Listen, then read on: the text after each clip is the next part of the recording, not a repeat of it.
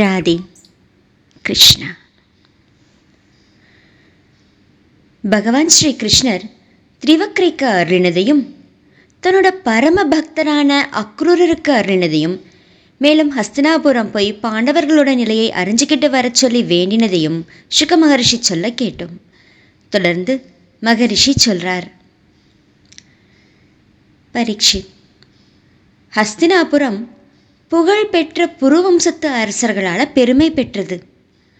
அங்கே போன அக்ரூரர் அங்கே அம்பிகையோட மகனான திருதராஷ்டிரரையும் பீஷ்மரையும் விதுரரையும் குந்தியையும் பார்த்தார்.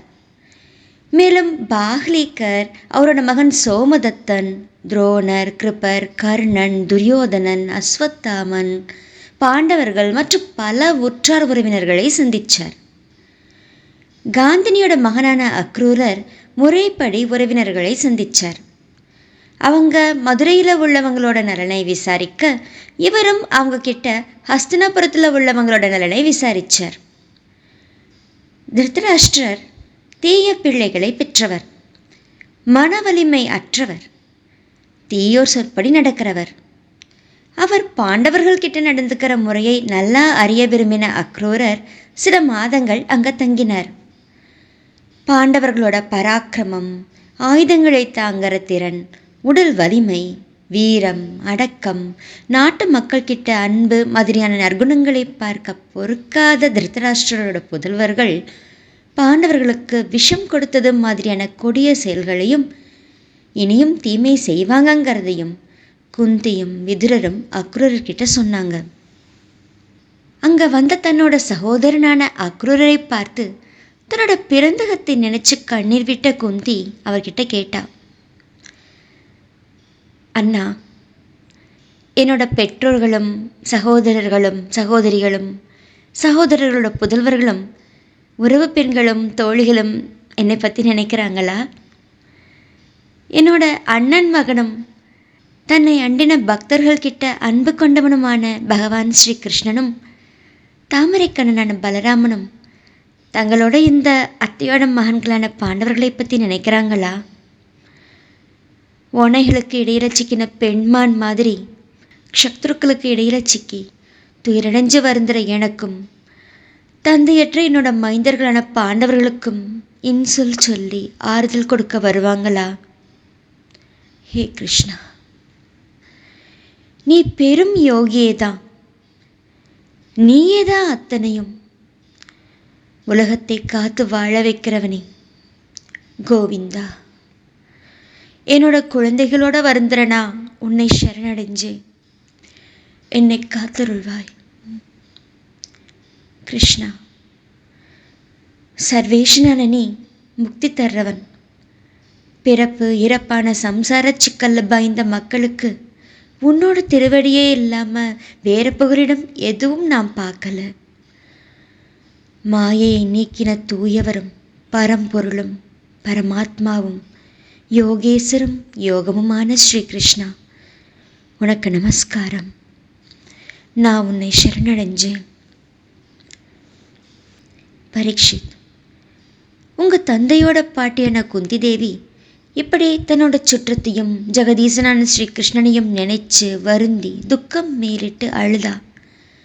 அவளோட துக்கத்தை பகிர்ந்துகிட்ட அக்ரூரரும் விதுரரும் குந்திக்கு அவளோட புதல்வர்களோட தந்தைகளான தர்மராஜர், வாயு, இந்திரன் முதலானவங்களை நினைவூட்டி ஆறுதல் சொன்னாங்க. மதுரைக்கு திரும்ப நினைச்ச அக்ரூரர் தன்னோட சொந்த பிள்ளைகள் கிட்ட அன்பும் தம்பி பிள்ளைங்க கிட்ட தீய மனப்பாங்கும் கொண்ட திருதராஷ்டிரர் கிட்ட போய் உற்றார் உறவினர் நிறைஞ்ச சபையில் உறவினர்களான பலராமனும் ஸ்ரீ கிருஷ்ணனும் சொன்ன நன்மையை நாடுற அன்பான செய்தியை சொன்னாங்க. விசித்திர வீரியரோட புதல்வரே, குருவம்சத்தோட புகழை வளர்க்கிறவரே, உங்கள் சகோதரரான பாண்டு மறைஞ்சதும் அவரோட ஆசனத்தில் நீங்கள் அமர்ந்திருக்கீங்க. அறவழியில் அரசாண்டு நல்லொழுக்கத்தால் மக்களை ஈர்த்து தன்னை சார்ந்தவங்க கிட்ட ஏற்றத்தாழ்வு இல்லாமல் நடந்துக்கிட்டா இம்மையில் மேன்மையும் புகழும் மறுமையில் உயர்ந்த கதியும் பெறுவீங்க. மாறுபட்டு நடந்தீங்கன்னா உலகத்தோரால் நிந்திக்கப்பட்டு நரகமடைவீங்க. அதனால் பாண்டகுமாரர்கள் கிட்ட உங்கள் குமாரர்கள் மாதிரி சமமாக நடந்துக்கோங்க. இந்த உலக வாழ்க்கையில் யாரும் யாரோடையும் வெகு நாட்கள் கூடி வாழ முடியாது. யாரோட கூடி வாழறோமோ அவங்கக்கிட்ட இருந்து என்றைக்கோ ஒரு நாள் பிரியத்தான் நேரும். இந்த உடலோடு நமக்கு இருக்கிற உறவே அப்படித்தான். அப்படி இருக்கிறப்ப மனைவி மக்களை விட்டு பிரியறது பற்றி என்ன சொல்கிறது? மனிதன் தனிச்சே பிறக்கிறான், தனிச்சே மறையறான். தான் செஞ்ச நல்வினையும் தீவினையும் தான் ஒருவனாவே அனுபவிக்கிறான். நீர்வாழ் பிராணிகளோட உடமையை நீர்வாழ் பிராணிகளே பறிச்சுக்குது. அந்த மாதிரி நேர்மையற்ற வழியில சொத்துக்களை சேர்த்த விவேகம் அற்றவனோட செல்வத்தை அவனோட உறவினர்களே தங்களுக்கும் பங்கு இருக்குன்னு பறிச்சிட்டு போறாங்க. உயிர், உடல், செல்வம், மனைவி, மக்கள் எல்லாமே தன்னை சார்ந்தவைன்னு நினைச்சு நேர்மையற்ற முறையில் செயலாற்றி அவற்றை வளர்க்கிறவன் உண்மையிலேயே பெரிய முட்டாள். ஏன்னா அவற்றினால இவனோட ஆசை நிறைவேறதுக்கு முன்னமே அதெல்லாம் அவனை விட்டு அகன்றிடும். தன்னோட கடமைகளை ஆற்றாம கைவிடுறவன் உண்மையிலேயே தன்னோட நலத்தை முழுமையா அறியாதவன். ஏன்னா யாருக்காக தன்னோட நெறிகளை கைவிட்டானோ அவங்களே இவனை கைவிட்டுட்டு போயிடுவாங்க. அதனால் அவனுக்கு மகிழ்ச்சிங்கிறதே இல்லை. அறநெறிகளை கைவிட்டு தவறான வழியில் போன அவன் பாவமூட்டையை மட்டும் சுமந்து அந்த தமசுங்கிற நரகத்தை அடையிறான். அதனால் அரசே, இந்த உலகத்தை நிலையற்ற கனவுக்கும் மாயைக்கும் மனக்கோட்டைக்கும் விருப்பங்களுக்கும் ஒப்பா உணர்ந்து அறிவால மனசை அடக்கி எல்லோர்கிட்டையும் சமநோக்கோடு நடந்து அதனால் அமைதி பெற்று வாழுங்க. திருதராஷ்டிரர் சொல்றார். அக்ரூரரே, உண்மையில் நீங்கள் மங்களமான பேச்சையே பேசுகிறீங்க. ஆனால் உங்கள் சொற்களால் என்னோட மனசு நிறைவடையலை. ஏன்னா இறக்குற நிலையில் இருக்கிற ஒருத்தனுக்கு அமுதம் கிடைச்சா அவனோட மனசு நிறைவடைஞ்சிருமா என்ன? எங்கள் நலம் நாடுற அக்ரூரரே, புத்திரர்கள் கிட்ட வச்ச அன்பால நிலை தடுமாற என்னோட உள்ளத்தில் உங்கள் இனியதும் இதமானதுமான வார்த்தைகள் படிகமலையில் தோன்றி மறைகிற மின்னல் மாதிரி நிலை கொள்ளலையே.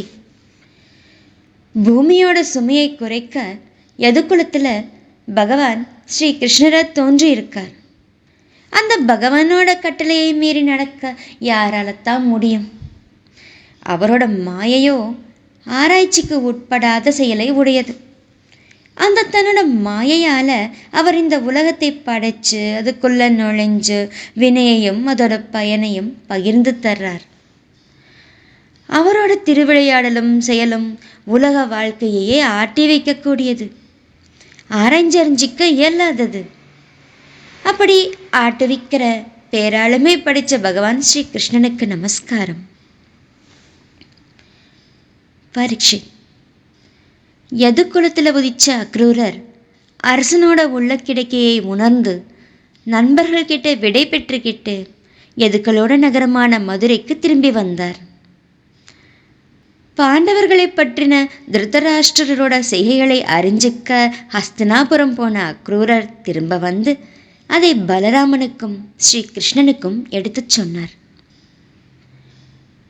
ஸ்ரீமத் பாகவத மகாபுராணம் தசமஸ்கந்தத்தோட முற்பகுதியில் 49வது அத்தியாயம் முற்றிற்று. 10வது ஸ்கந்தத்தோட முற்பகுதி முற்றிற்று. சர்வம் கிருஷ்ணார்ப்பணம்.